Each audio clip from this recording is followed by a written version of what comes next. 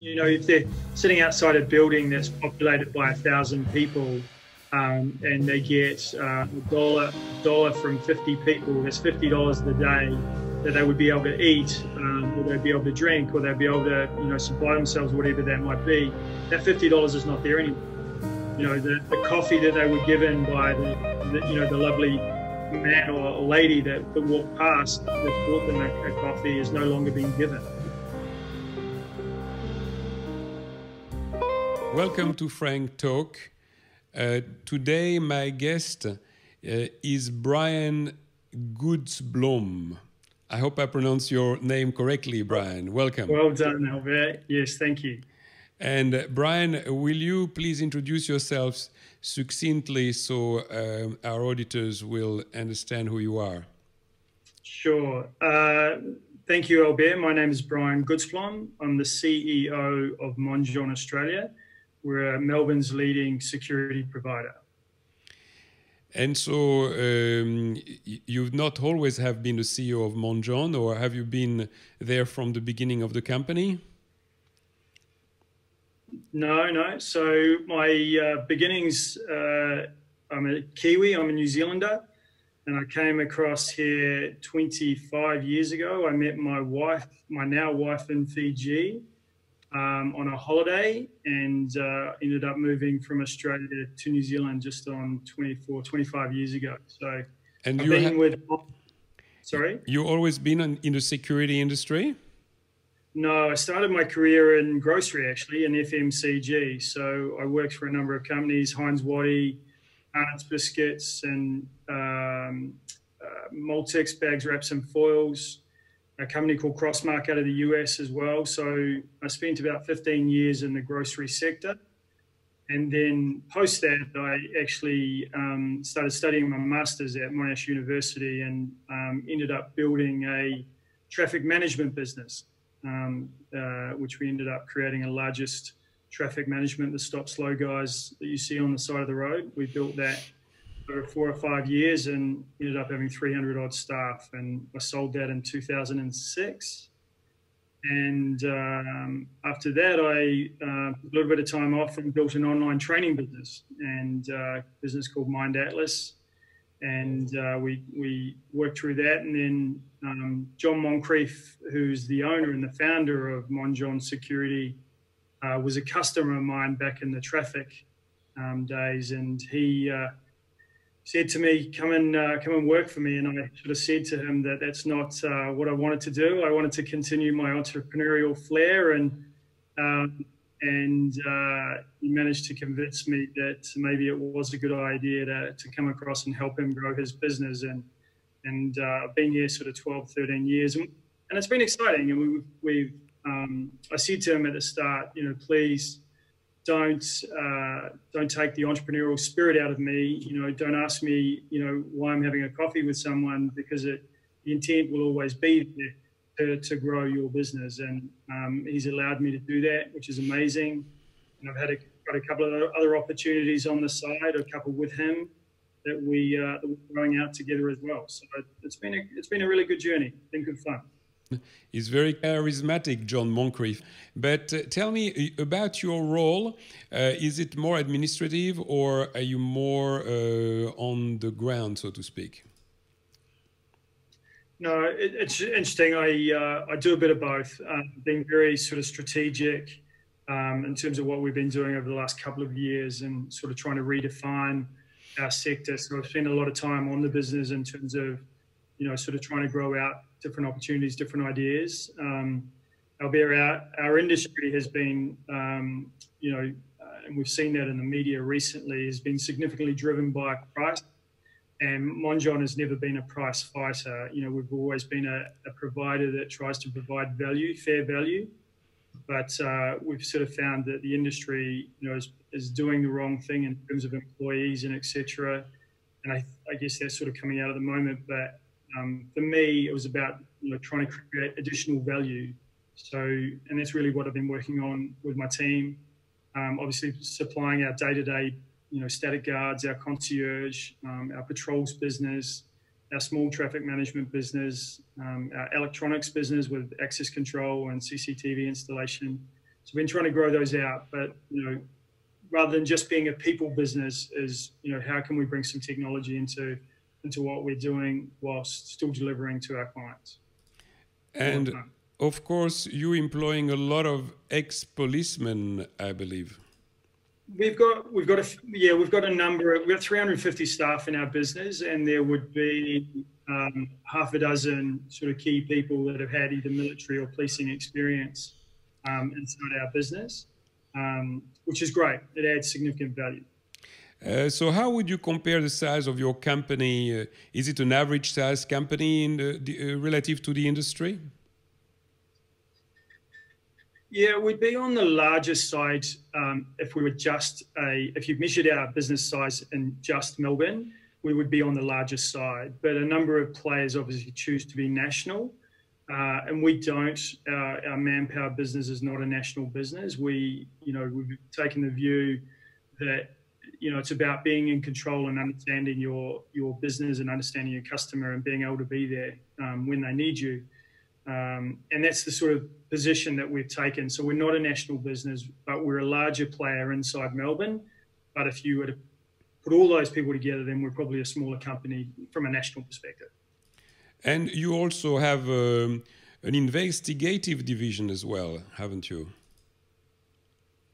Yeah, we do some investigations.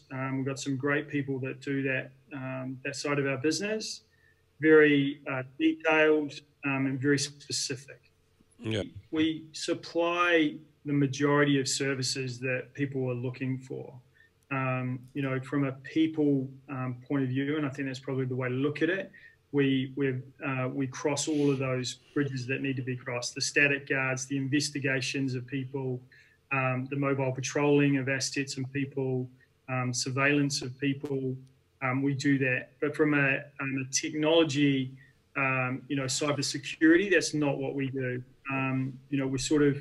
We've got some exciting robot technology that's just being launched, Albert, and just burgeons on the cyber security space, but it's not a space that we're in. It's more the people side. And have you been approached by the Victorian government to actually do some security in the hotel confinement space, or that's not your vocation? Yeah, no, the answer is no. That process, I'm not sure exactly what that process is. I think the inquiry is going to deliver some really interesting answers to what happened and how companies were procured.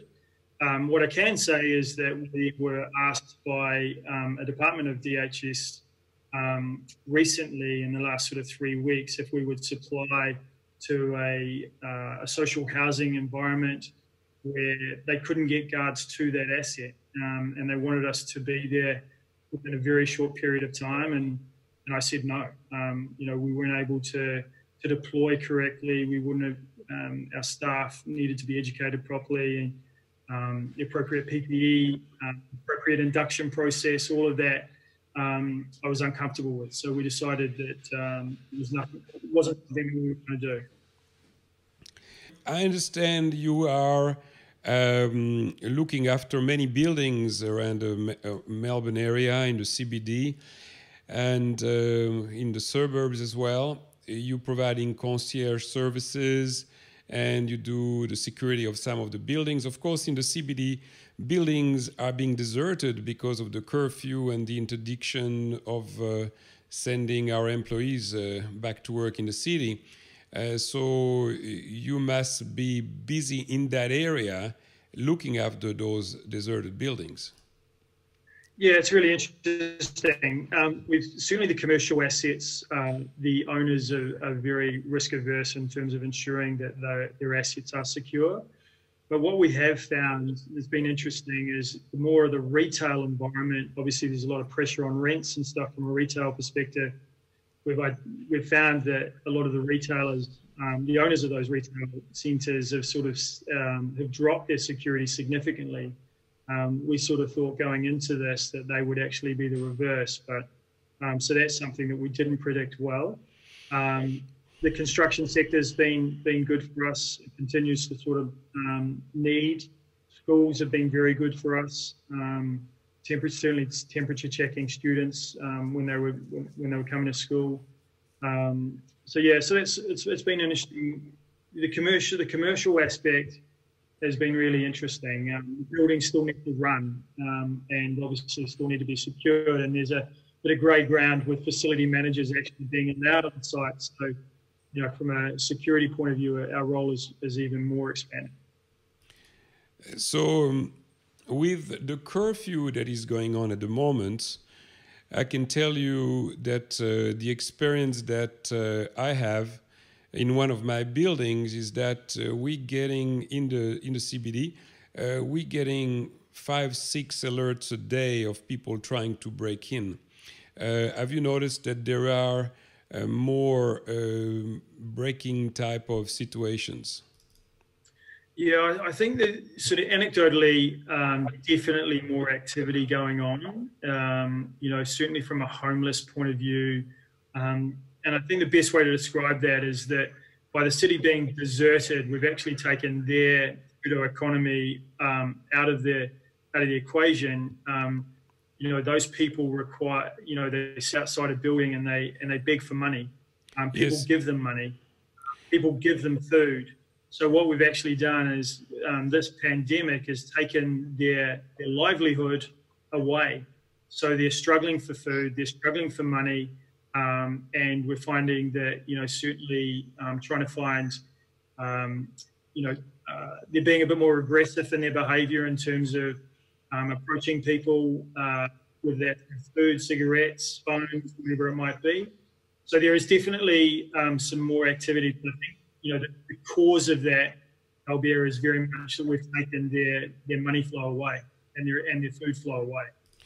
So, of course, it may not have been clear about what you're saying, is that who it is affecting. I mean, we're talking here about the people that normally come and ask you for $1, they're asking you for some money in the street, the beggars and so on.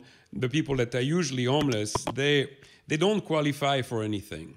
They don't qualify for job keeper, for job seeker. So while all the job keepers and job seekers are at home, they are not in the street, and therefore they are not a part of the, how should I put it? The people normally are around and they're themselves providing a de facto security.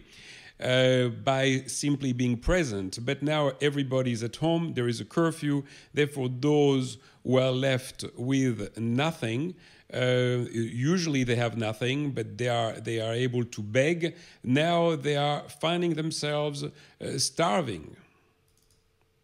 Correct. Yeah, exactly right. I mean, if they're sitting outside a building that's populated by 1,000 people, and they get $1 from 50 people, that's $50 a day that they would be able to eat, or they'd be able to drink, or they'd be able to, supply themselves, whatever that might be. That $50 is not there anymore. The coffee that they were given by the lovely man or lady that walked past that bought them a coffee is no longer being given. So that's the issue. Yeah. Sorry about the background noise. Those are my cats. They go wild once in a while. So what's happening with those poor individuals? I mean, I can give you one example of someone trying to break in my club. I've got a club called Bird's Basement, and which is shut at the moment, although we do start having some workers there because we're starting to do some broadcast again, and at the moment we are rebroadcasting, but it still requires some personnel to do that. But those beggars obviously don't know about it. So yesterday, one came with a knife trying to open the back door, and our building manager found him, and he told him, "Do you realize what you're doing is illegal?" The guy said, "I don't care, I'm hungry." And he went on to trying to break in. So the building manager started chasing him, which to me is crazy because the guy could have turned around and give him the knife, but he went after him anyhow. But those are really sad situations. I am not sure that the government has measured that, because it's a complete unintended consequence of this curfew. I absolutely agree with you. We're certainly finding of the assets that we're looking after that there's attempted break-ins. There's a lot more activity in terms of people trying to get into buildings. We're also in winter. Not that it's been a super cold winter, but we are in a winter period. So, people are looking for warmth as well. But it is definitely an unintended consequence associated to this pandemic. And I think you're right. At the end of the day, the government has missed this piece. We've certainly got more police on the ground, and ADF are walking the streets. But certainly from what we're seeing, there is a lot more activity. So we're finding that those people are even breaking into car parks, because we're finding some of them sleeping in car parks on the floor. That to me it means that the whole thing hasn't been thought through. There is a real human tragedy. We are absolutely not equipped as private entrepreneurs to deal with this. We don't know what to do. And what are you suggesting? What are you guys doing? Yeah, it's a really interesting one. I know that I think there's going to be a compounded problem. I'll come back to your question. I think there's going to be a compounded problem, because what you've got is hotels that are now looking after some of these people. Yeah, you've got short stay apartments that are starting to look after some of these people. That is a short-term fix for some of this. So then what's going to happen when that timing stops, when the government stops paying for the short stay apartment or for these hotels for some of these people, they're back on the street. So that's going to compound the problem that we've got right now. What you're saying is that there is a program whereby the government is paying for short stay accommodation for those people. But I'm finding that there are already a lot of them out there. Obviously, the crime is going up. So whatever that program is, that should be expanded urgently, Yeah. I mean, I've got a philosophical view about how some of these problems could be sorted. And I think it requires some deep thinking. And I know you're an entrepreneur and a developer yourself, Albert. I think there's a number of free buildings that when I say free, they're not free, you own them, but there's buildings where, while we're going through planning process, there could be a pop-up sort of situation where these people could go. I think that's a really interesting model that should be explored and could be explored. With just in taking people off the streets. Yes, absolutely. Do you know who is in government in charge of this program? Do you know what? I don't, Albert. I can find out. Sorry. No, that's fine. Because this requires a follow-up. It really does. I heard yesterday from the city of Melbourne, where I've been told by a Melbourne councillor that the graffiti situation in Melbourne is out of control. The city of Melbourne has added a lot of the workers that would normally put fines and so on into the program to repaint all the sites that have those graffiti. However, they are unable to paint fast enough because the graffiti is going absolutely everywhere. You heard about this as well, I'm sure. Yeah, I mean, I think that, certainly, and again, anecdotally, you just need to picture yourselves 2 years ago to what it is today, and the graffiti growth across all assets is significant. I get disappointed every time I drive into the city because you've got, major assets or major bridges that, got beautiful bluestone features that make up Melbourne that are being graffitied. It's incredibly upsetting. you've got to be consequence for some of this stuff, you know, and I don't think the consequence is hard enough. Yes, and interestingly enough, I haven't heard any of this in the media. Or am I missing something? Or have you actually heard something in the media about this? No, I think you bang on. I don't think some of these things are being talked about. You know, I think there's, you know, I know Neil Mitchell was a couple of years ago, not even a couple of years ago, maybe 12 months ago. He had a real a go around the graffiti that was being presented around Melbourne. I know he's been chartering and advocating that this needs to be sorted. But apart from him, certainly mainstream media, there's nothing that I'm aware of. Yeah, but I'm talking most importantly, I'm talking about those people who are going hungry and are committing crimes as a result. I don't hear that in the media at all. No, I absolutely agree with you. Sorry, I misinterpreted that. But yeah, no, I absolutely agree. I think they're worried about the statistics, you know, the COVID numbers every day, but in terms of the underlying effect associated with, you know, COVID-19 and the missing stories, this is one of them, 100%. Bryan, there is a lot going on in your industry. There are some large players, I believe, have been taken over or have been sold to Chinese interests from China.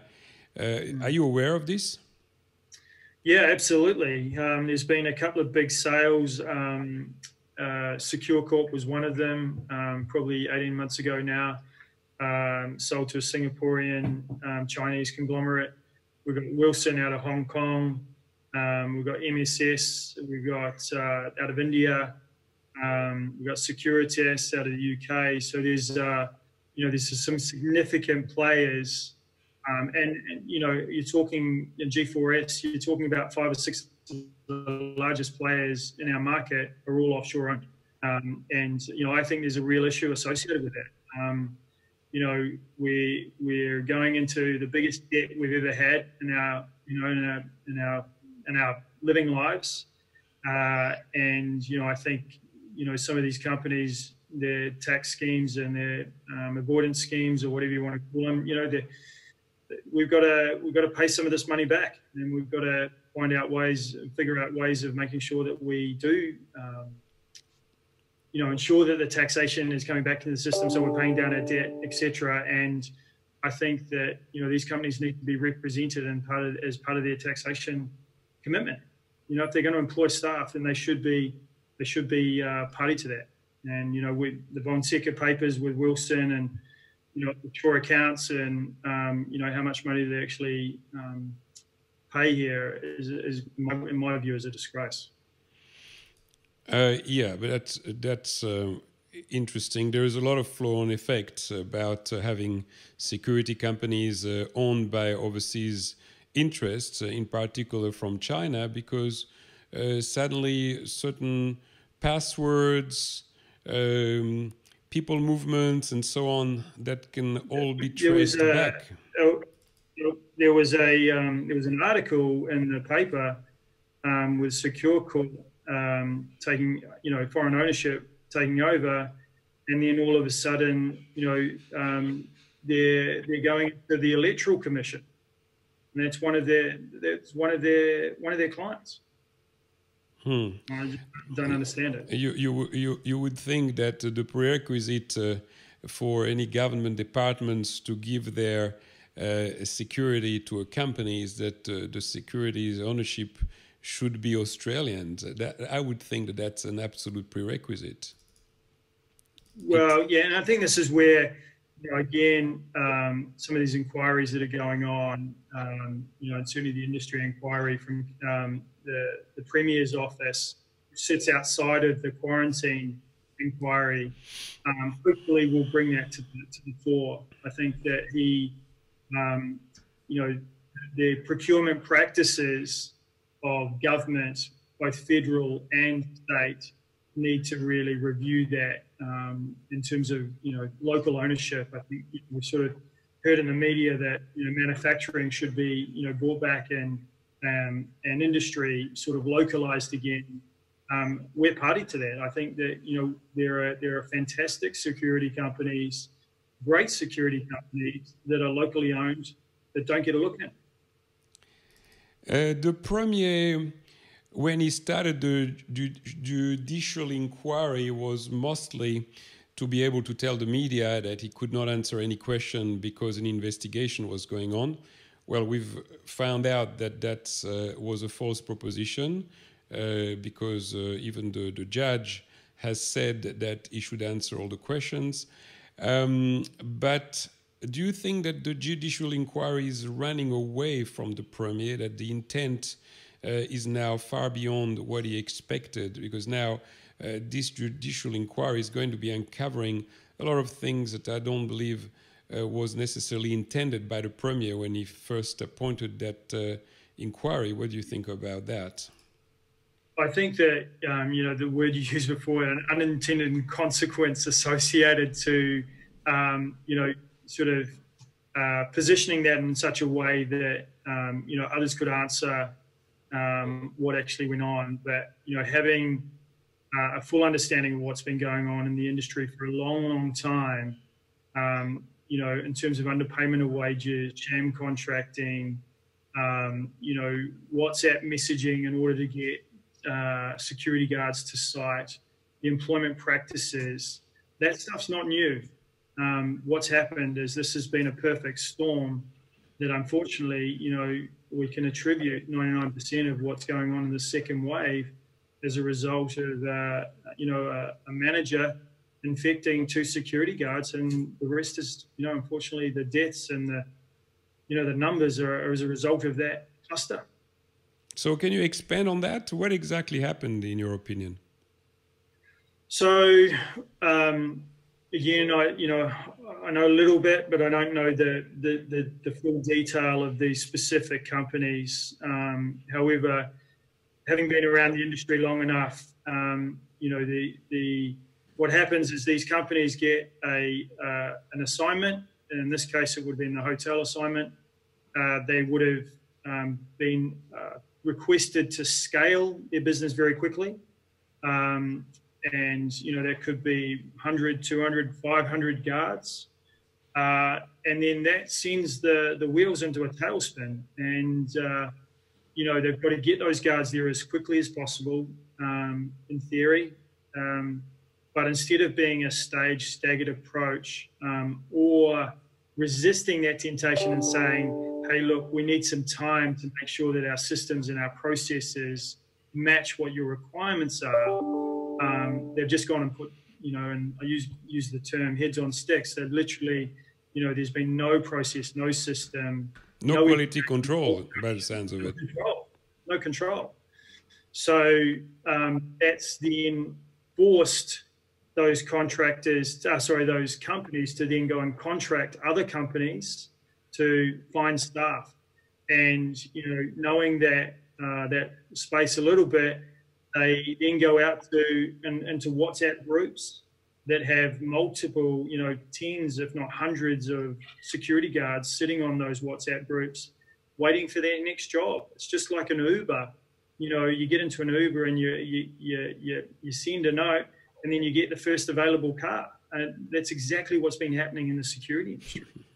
And I think what you'll find, Albert, is that through this inquiry, there'll be a lot of that information come out as to how they were procured, you know, what systems or lack of systems or process actually took place. And the other thing that's interesting is you don't know how far or how many layers of subcontracting have actually gone on. And I don't know that we'll actually find out.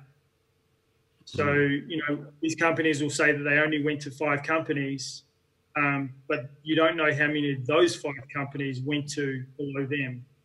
And I think that that tiered subcontracting will be difficult to find out. And then ultimately, you know, I don't know if you saw the 4 Corners, you know, and the 730 report, you know, highlighting that these people aren't being paid correctly. They're being paid cash or on ABNs. what does that mean for their superannuation, or, for work cover if they broke a leg on that site? Who's looking after them? No one. They're out on their own. It's illegal practices occurring left, right, and centre. And leave alone the training. I mean, those 100%. people, what sort of trainings do they have? Well, the short answer is I don't know. What should they have had? They should have had clear instructions in terms of the appropriate PPE, infectious control mechanisms. What do they look like? What sort of time frames?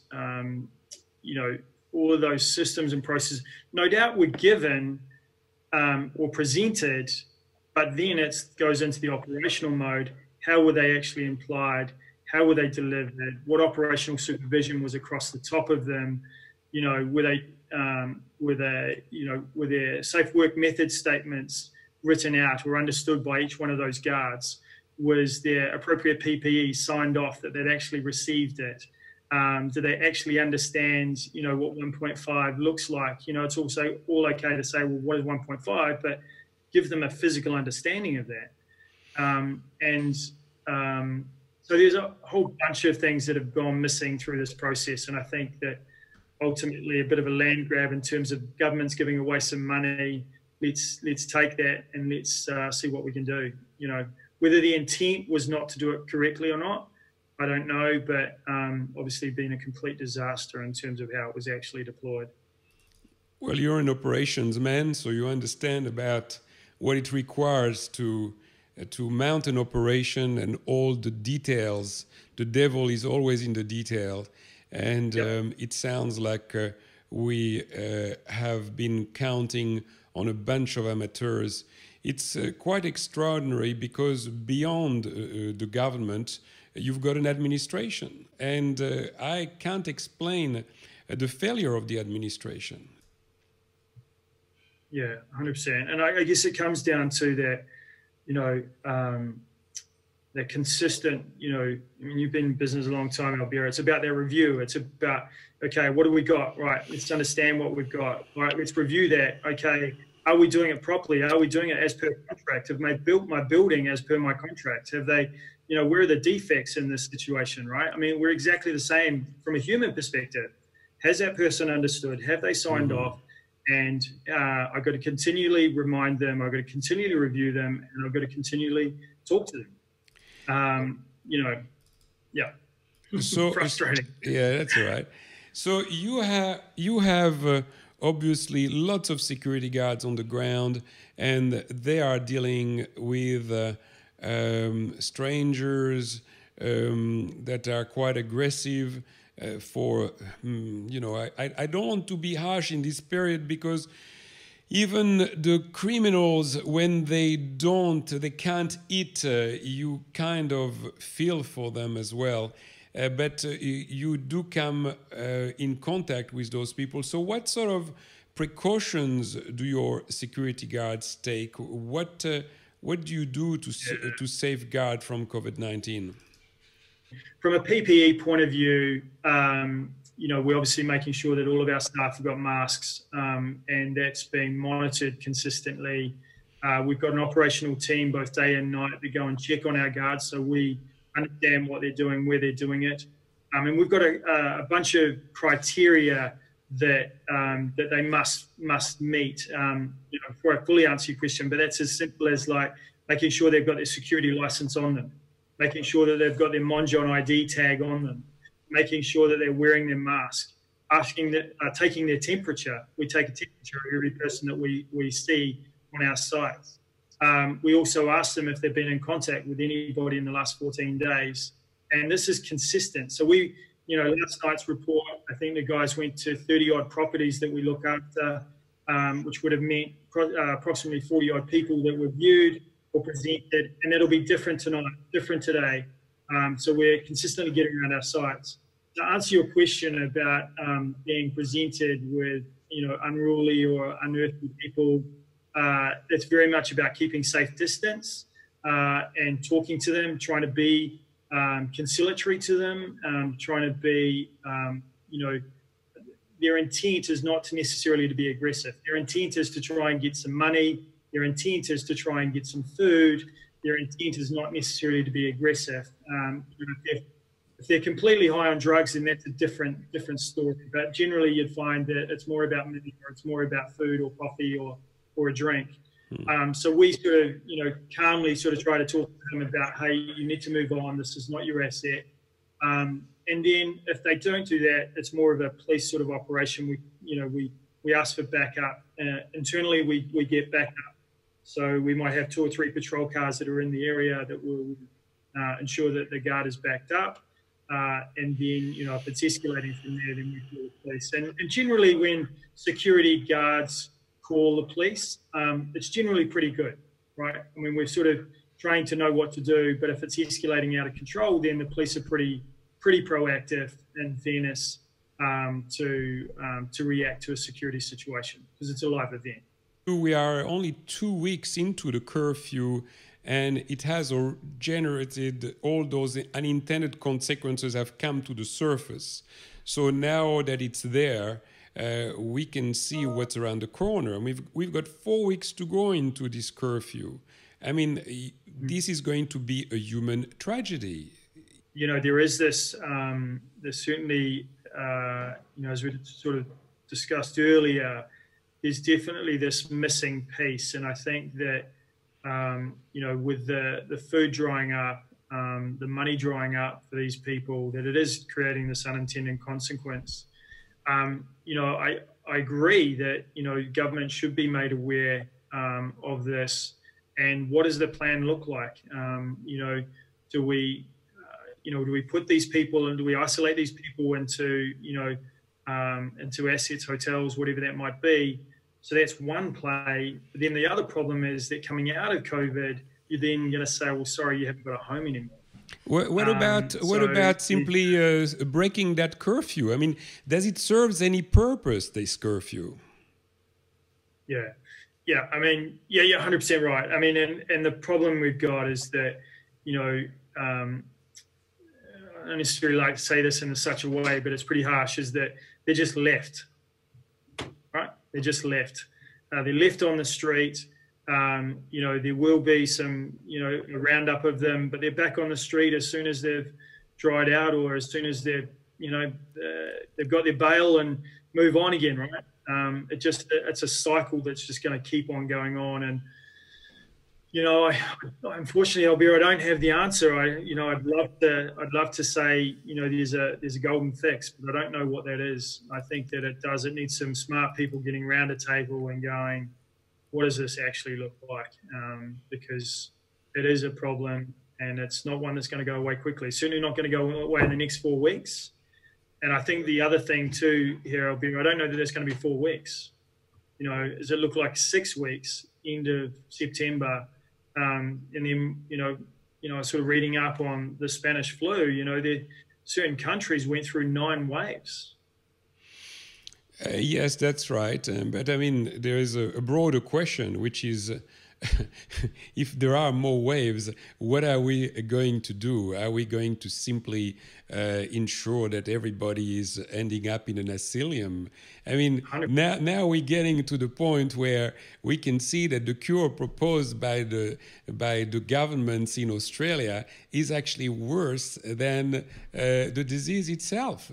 I mean, you've got a country like Israel that just now, they've reversed their policy. They had a very similar policy to Australia. Well, they gave up that. Now they've got certain restrictions, like people can't do weddings, you cannot get into places with more than 50 people.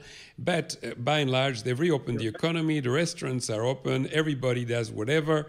They're getting, in a country of 6 million people, they're getting 1,200 to 2,000 cases a day. They're accepting that this is going to be the way it goes until the vaccine is around the corner, apparently, over there. And what more they are doing is that they're basically saying that they have to look after their elders, they look after the sick, they look after the vulnerable, and everyone else is going on to their normal occupation. And if you want, that is very much the model that Sweden had from the start. And as you can see in Sweden, the number of deaths have completely dropped to nearly zero now. Yeah, exactly right. Yeah, it's been interesting watching various governments do what they're doing, right? I mean, you used to look at New Zealand as well, and similar population to Sweden. Their economy bounced back pretty quick, but the second wave over there, who knows?